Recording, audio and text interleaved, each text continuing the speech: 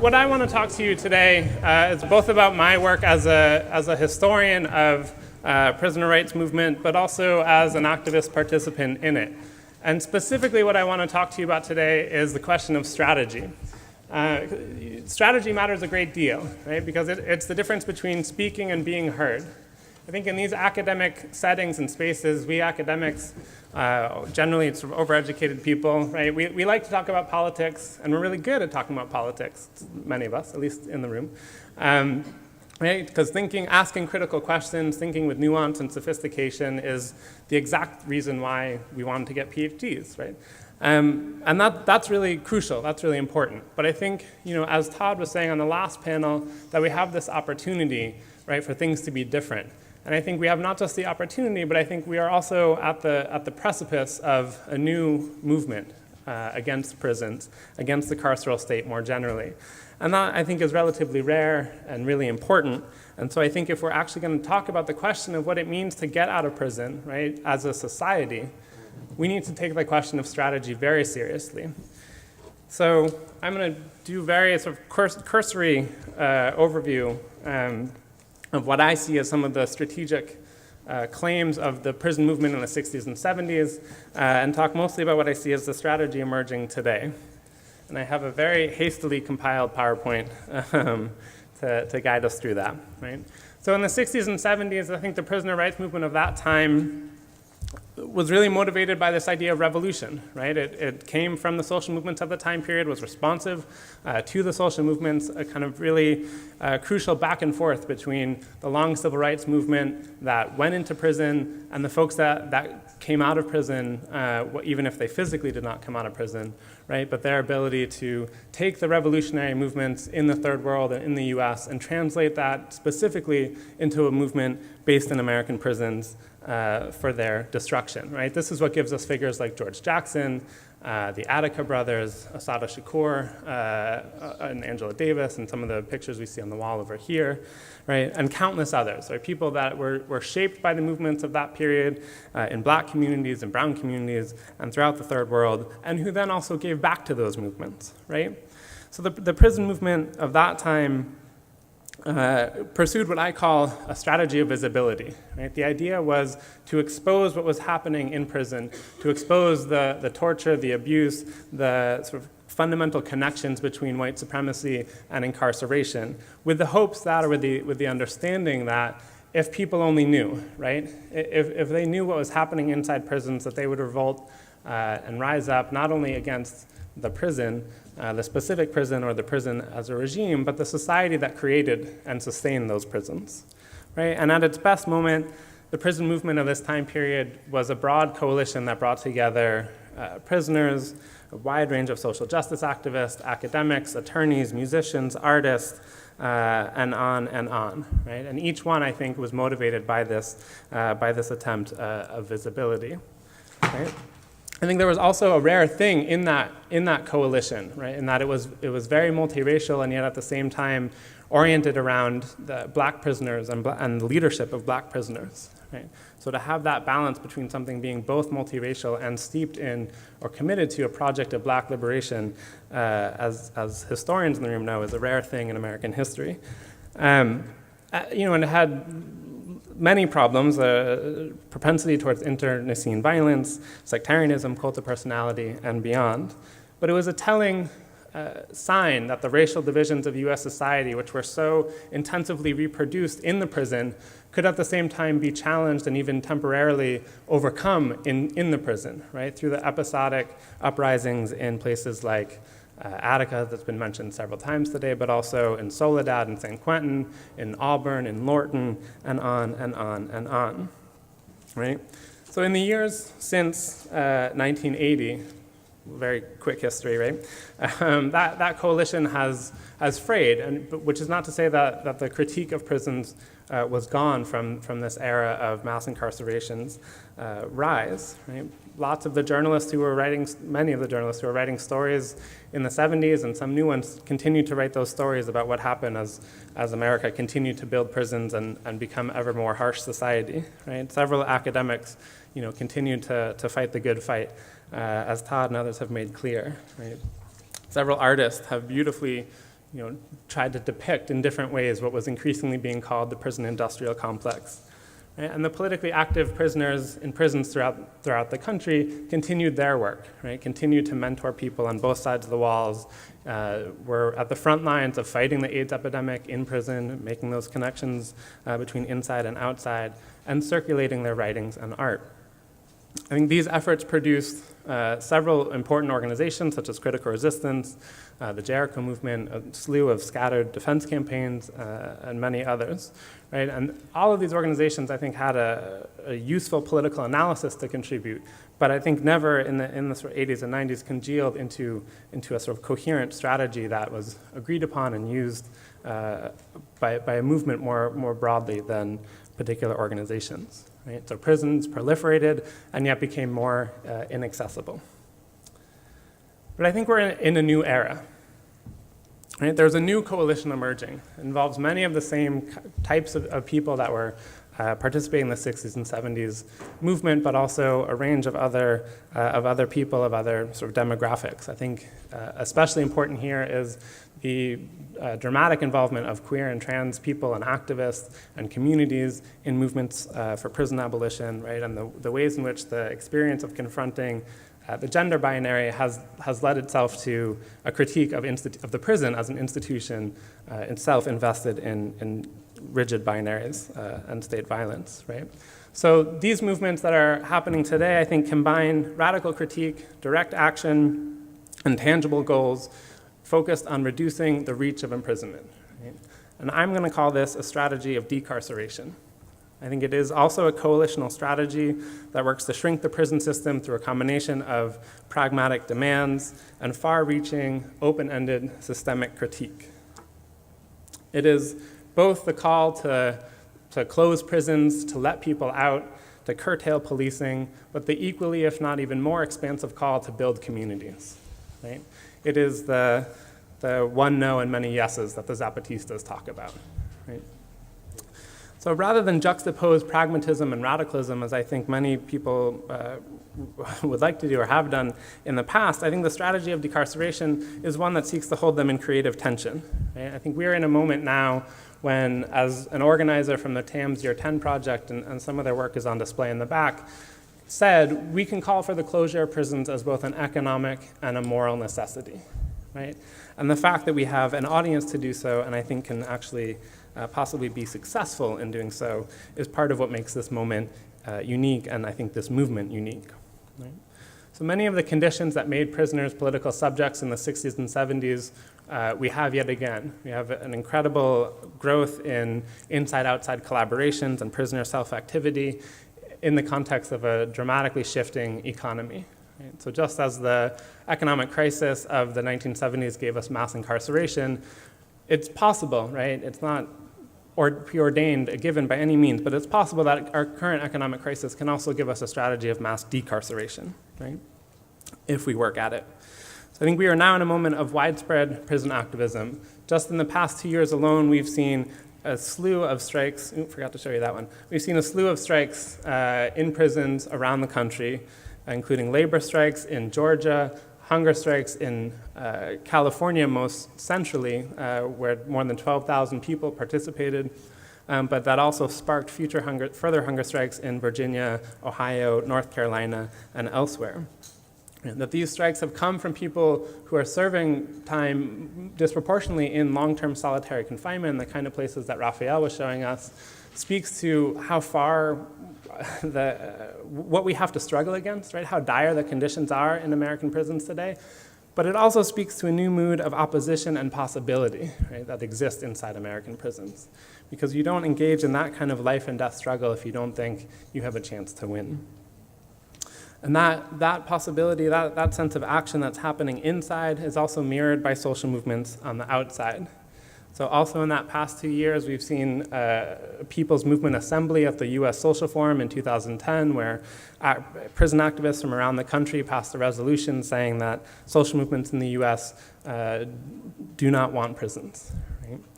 Right? We've seen 2 national gatherings and marches by the formerly incarcerated and convicted people's movements, as well as a variety of campaigns to restore their civil and human rights.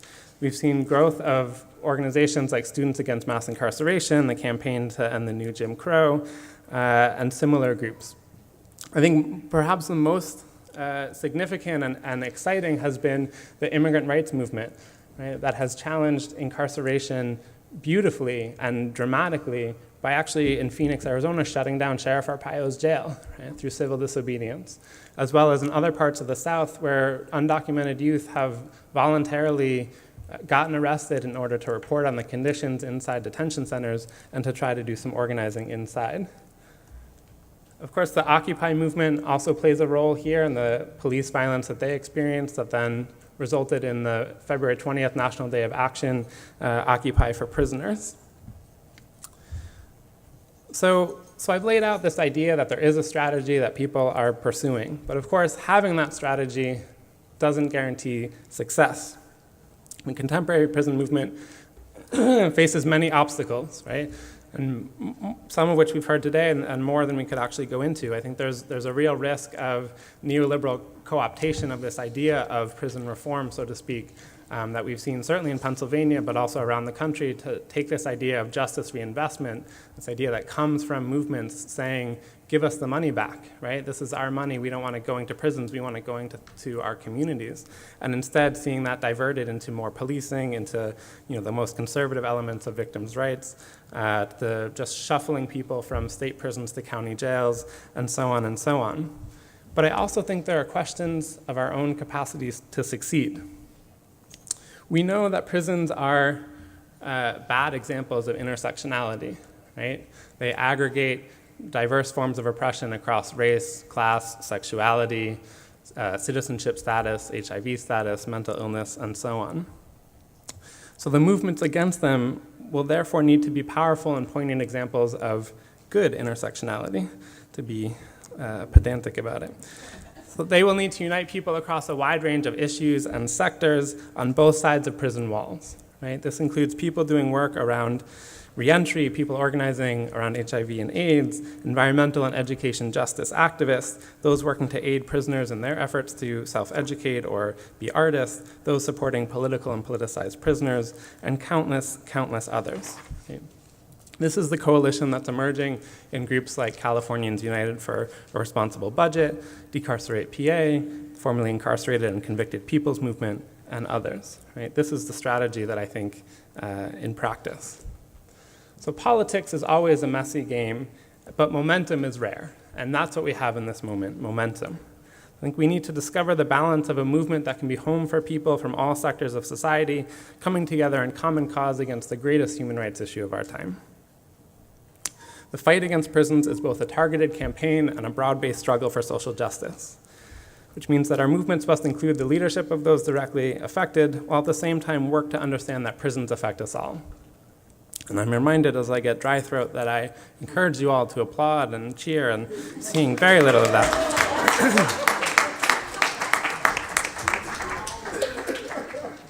So that is the message. That coalitional message, that balance between direct and specific challenges in the context of broad campaigns, I think is the legacy of the prison rebellions of the 60s and 70s, as well as the message coming out of places like Pelican Bay, Red Onion, and elsewhere today, right? So I think the challenge of the strategy, of a decarceration strategy, is to sustain the aspirational elements of that message, while at the same time translating it into a concrete political program. So I think prison activism has always had a sense of urgency to it as a result of that, right? As a result of the fact that people are dealing with these tremendous life and death struggles, while at the same time making these vital connections between the ways that the prison illuminates, right, deep structures of oppression and inequality. I think that is the kind of balance that inspired George Jackson, who I'm writing about in the book that Heather mentioned, to say the following: settle your quarrels, come together, understand the reality of our situation, understand that fascism is already here, that people are dying who could be saved, that generations more will die or live poor, butchered half-lives if you fail to act. Do what must be done. Discover your humanity and your love of revolution. Pass on the torch, join us, give up your life for the people. So there's a lot to say in a rich quote like this. But the main point that I want to leave you with, since my time is short, is that 40 years later, that same sense of urgency that George Jackson talks about fuels this strategy of decarceration that I'm talking about. Right? Contemporary prison activists face a carceral state that is both under attack and at the same time trying to transform or even in some cases expand. So to give a particularly poignant example, and one close to my heart, 45 minutes from here, the state of Pennsylvania is trying to spend $400 million to build 2 new prisons at Graterford in Montgomery County, right? Tyrone spoke this morning about his 36 years in Graterford and what that was like. And now the state is trying to expand that while at the same time slashing social services across the board. And the city of Philadelphia, who accounts for 40% of the prison population, has said that it wants to close 64 public schools in the next 5 years.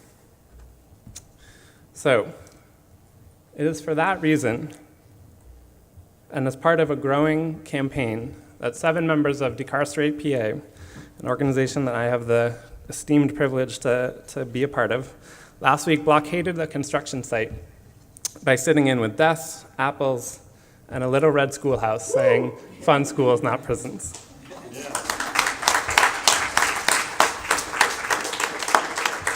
This is an act of civil disobedience on prison grounds is, I think, unheard of in the modern period, right, in the sort of era of mass incarceration.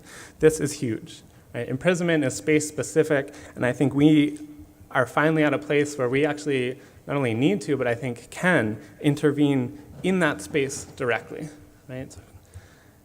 So I want to read a little bit from the statement that members of Decarcerate put out, which I believe is on the table outside, where they say that members of Decarcerate PA, quote, took part in this action recognizing the ways that race, class, privilege, immigration status, and people's previous interactions with the criminal legal system impact their ability to participate in an act of civil disobedience. The people absent from this action are a reflection of the communities most targeted by systems of criminalization and mass incarceration. Many members of Decarcerate PA could not risk probation violations, reincarceration for significant periods of time, deportation, or the inability to visit with loved ones on the inside by taking part in a civil disobedience at this site. We know that one purpose of the prison system is to divide us. We know that another purpose of the prison system is to make the price of resistance extremely high, especially for those already most impacted by mass incarceration. We stand together in demanding an end to all prison construction in Pennsylvania. We believe that there are many valuable ways that we can work together to stop mass incarceration, and we hope that this action is one of them. When we each participate in the ways we can, we will win. End quote. You all got it.